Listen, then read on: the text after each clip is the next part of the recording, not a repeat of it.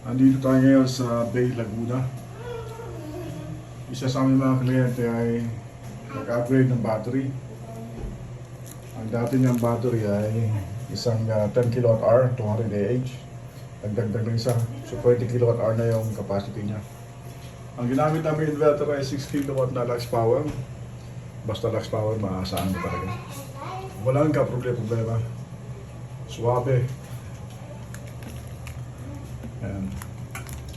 Umuhugot ngayon ng 1.5 kilowatt kasi naka-aircon.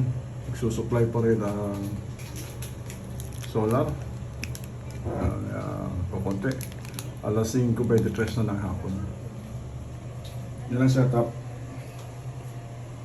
Ito ang main panel board ng bahay. Nandun ang entrada sa taas niyan.